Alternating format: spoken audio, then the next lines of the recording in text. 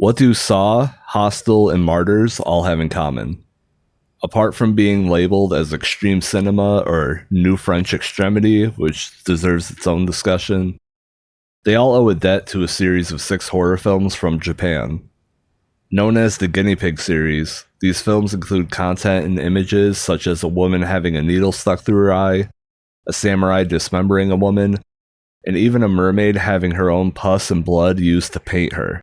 These movies are known as being some of the most out there movies to come from the East. Before we get into the complete history of these films, the answer that everyone is looking for is no. These films are not real snuff films, only posing to be to create further terror and intrigue. They are emulating torture to appear to be as realistic as possible. But to get a better idea of the Guinea Pig series, we have to start at the beginning. Let's jump back to 1985 and Satoru Ogura claims to have been given a snuff film. What follows are 10 segments where a woman is severely abused and tortured by a collective of men. The violence towards her ranges from kicking, burning, maggots tossed upon her, sound torture, and in the finale, having a needle stuck through her eye. Now, for modern audiences and fans of extreme horror, this wouldn't seem over the top or even that disturbing, but what makes Guinea Pig Devil's Experiment such a grueling experience is the way it's presented and filmed. Since the invention of VHS tapes, there have been rumors of snuff films, where an actual person is murdered for entertainment, thus destroying the illusion of safety that we find in movies. Now and then, a story about a new snuff film surfacing or an old one finding its way into the public consciousness has always been met with both intrigue and criticism. It is this presentation, that of reality, with an unflinching camera never shying away from the acts on display, that helped to create a feeling of complete and utter danger. This feeling that, even though some of the moments are obviously fake, some of it could be real. If one has never seen a J-horror movie before, such as Ringu or Ju-on, their first time could be frightening. There is a cleanliness and a sheen to most Western horror that is lacking in Eastern horror. Look at the American remake of The Ring. It has dirt ingrained to the image, but there are certain elements that tell us, shh, it's okay, you're just watching a movie. Whereas Ringu, there is barely any score playing. For vast periods of time, there is little sound.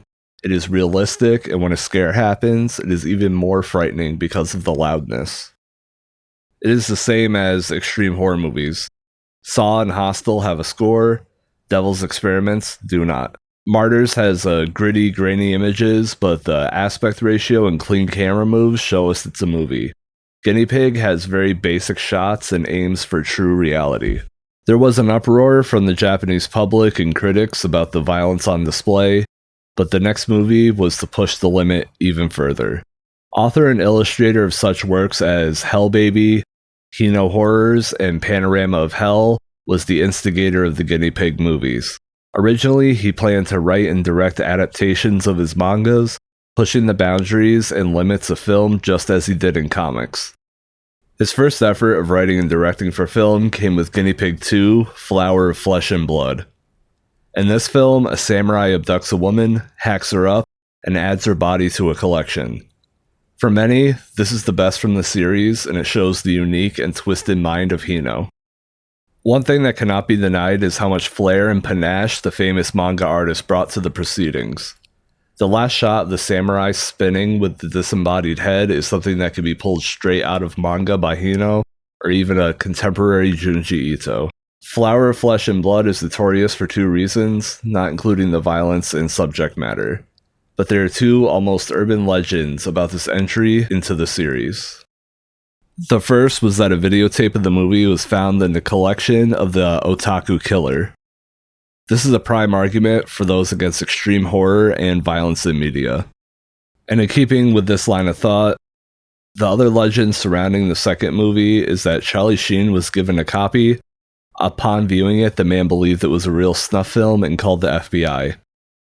Naturally, the FBI did their duty and discovered that it was only a movie. There are some people who believe that this notoriety was partly the catalyst and birth of the phrase gore porn.